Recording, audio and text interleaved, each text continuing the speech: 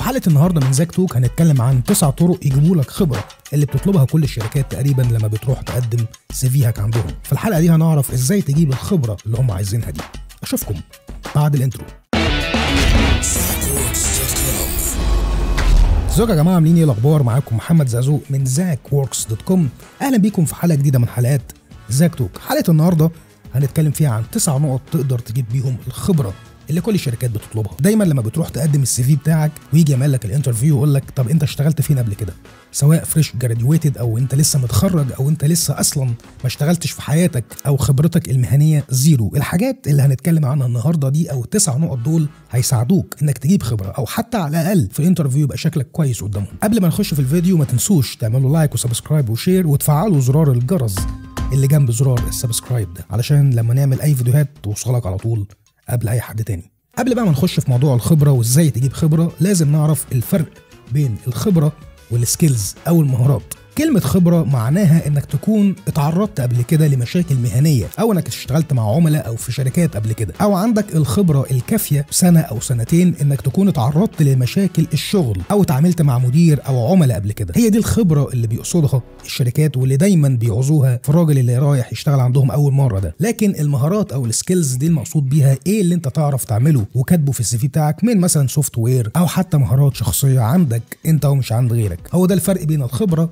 وبين المهارات. اول نقطه بقى معانا واللي تساعدك انك تجيب خبره او يبقى عندك خبره انك تنزل تتدرب في اي شركه حتى لو التدريب ده ما فيهوش اي فلوس نهائي. وخلي بالك انك لو نزلت تتدرب في اي شركه مش هتتعلم اي حاجه خالص جديده، لان اصلا ما فيش حد هيبقى فضيلك انه يعلمك او انه يقعد معاك يديك توتوريالز او يقول لك دي بتتعمل كده او دي بتتعمل المفروض صح كده وانت بتعملها اصلا غلط. ما حدش هيعلمك حاجه الا من رحم ربي برضه عشان ما نبقاش بنظلم حد. لكن ما تتوقعش انك هتروح تتعلم حاجه جديده او مهاره جديده. اللي هتتعلمه هي طريقه الشغل او البروسيس او الورك فلو بتاع العمل عموما بيدور ازاي من اول ما البريف بيخش الشركه لحد ما بيتسلم للعميل كديزاين. هو ده اللي انت هتتعلمه. هتتعلم كمان طريقه التعامل مع المدير وازاي تتعامل مع زملاء العمل وتتفرج كده على الناس بيعملوا ايه في الشركات وبيشتغلوا ازاي. وهو ده اللي انت هتتعلمه فعلا لو رحت تتدرب في اي شركه. عشان بس في ناس كتير بتبقى بانيه احلام ان هم بقى هيروحوا يتدربوا ويتعلموا الشغل في اي تدريب، لكن ده ما بيحصلش. تاني نقطه معانا هي انك تاخد كورسات فيها ورش عمل. وخلي بالك ان في فرق شاسع بين الكورسات اللي بتديك بيزكس او تولز او اساسيات والكورسات اللي بتديك ورك شوبس او مشاريع. وهو ده اللي انا بعمله عندي في زاك ووركس اكاديمي. يعني مثلا لو خدنا مثال كورس الموشن جرافر هتلاقي انه كله ورك شوبس. كورس دلوقتي تقريبا 62 درس، منهم 11 درس بيزكس فقط لا غير، وال51 درس الباقيين كلهم ورك شوبس. وهو ده المختلف عن اي كورس تاني اي حد بيقدمه سواء اونلاين او حتى كمان لايف. والسبب اللي خلاني اعمل الكورس ده بالشكل ده ان الناس محتاجه ورك شوبس اكتر من تولز او بيزكس. التولز اي حد يعرفها، ممكن كمان تعرفها فور فري على الانترنت. ان يبقى في كورس يديك ورك شوبس او مشاريع او بروجكتس حقيقيه اتعملت على ارض الواقع وراحت لعملاء كمان حقيقيين. وهو ده اللي انا بعمله في كورس الموشن جرافر. ممكن تاخد لك لفه كده وتعرف التفاصيل، هتلاقي اللينك تحت في الديسكربشن. فحاول تنقي الكورسات اللي بيديك فيها ورك شوبس مش بيزكس ولا تولز او الاسينشالز اللي هي الاساسيات زي ما بيقولوا. فخلي بالك عشان فلوسك ما تروحش عليك، لان في ناس كتير جدا بتدفع فلوس وفي الاخر ما ياخدش اي حاجه، مجرد قشور ما تساعدوش حتى انه يبتدي اي بروجكت لوحده. فموضوع الورك شوبس ده هيديك مساحه انك تعرف ازاي تبتدي الشغل او تبتدي مشروع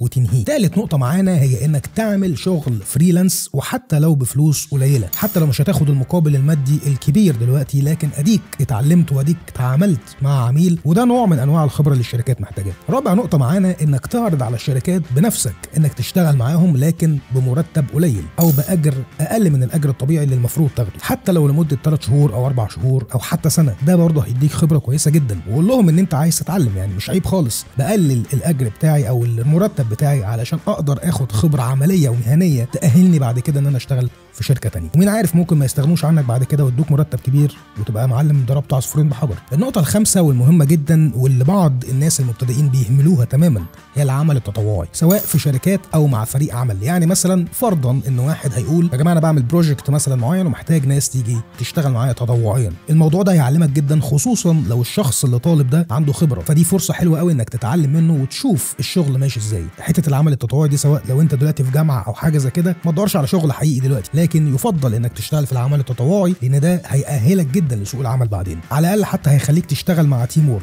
فده برضو في صالحك. نقطة رقم 6 وهي مهمة جدا برضو، هي انك تشتغل على البورتفوليو بتاعك وتعمل بروجكتس متعوب عليها، مش اي بروجكتس وخلاص. مش ميزة ابدا انك تبقى عندك مليون بروجكت او 1000 بروجكت وكلهم وحشين، لكن الميزة الكويسة جدا انك يبقى عندك 10 او 15 بروجكت بس لكن كلهم واو او شكلهم حلو قوي ومبينين فعلا السكيلز بتاعتك عاملة ازاي. فخلي بالك من النقطة دي، انك تشتغل على بروجكتس متعوب عليها. ده هيديك فرصة برضو ان لما الشركات تبص على البورتفوليو بتاعك يعرفوا انك راجل بتهتم بالتفاصيل او بادق التفاصيل، وده مهم قوي. ولو عايز طريقه صايعه جدا عشان تعمل بيها البورتفوليو بتاعك، هتلاقي لينك في الكارد اللي هيطلع هنا دلوقتي هيقول لك تعمل ايه. بروح شوف الفيديو ده هيعجبك قوي. رقم 7 هي انك تتكلم مع الخبراء او المتخصصين او المحترفين في مجالك او في المجال اللي عايز تتخصص فيه. تسالهم عن طريقه سير العمل او الورك فلو او الشغل في الشركات بيبقى عامل ازاي. حاول تقفش واحد كده على الماسنجر لو لقيته فاضي يعني، وتتكلم معاه في طريقه الشغل في الشركات، يديك شويه نصايح تقدر تعملها وانت رايح تعمل انترفيو او حتى وانت عايز تقدم سي في. وبرده لو عايز تعرف ازاي تعمل سي في محترم الشركات تقبله على طول، ممكن برده تشوف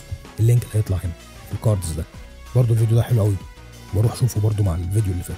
رقم 8 هي انك تحضر ايفنتات كتير في مجالك. اي ايفنت او لما تسمع عن اي ايفنت بيتعمل في التخصص بتاعك لازم تروح جري، علشان في الايفنتس دي الناس الخبراء او المتخصصين او المحترفين اللي بيتكلموا هيلخصوا لك حاجات كتير جدا وسنين عمرهم كله هيلخصوا لك في ساعة او في ساعه الا ربع. فبالنسبه لك ده هيكون عندك خبره كبيره جدا. رقم 9 والاخيره هي انك تكون علاقات او صداقات مع المتخصصين في مجالك وتطلب منهم فرصه شغل. يعني لو حد منهم عنده شركه او فاتح شركه، ممكن تقول له انا ممكن اجي اشتغل عندك بربع الاجر او بنص الاجر حتى او حتى ببلاش، لكن ان انا عايز اتعلم منك طريقه الشغل عامله ازاي. فهتبقى فرصه كويسه جدا ليك برضو انك تشتغل مع الراجل المتخصص او الخبير ده وتاخد من خبرته الكتير جدا واللي يساعدك بعد كده في طريقك قدام في الشغل. معظم الطرق اللي قلناها للاسف هي ممكن تكون فور فري او انك تيجي يعني على نفسك في حته الفلوس، لكن كلنا اتعلمنا كده. ومعظم الناس المحترفين دلوقتي في مجالهم بداوا بولا شيء، ممكن يكون فتات او حتى ممكن يكون بدا ببلاش، لكن بيبقى السبب الاساسي والرئيسي انك عايز تتعلم.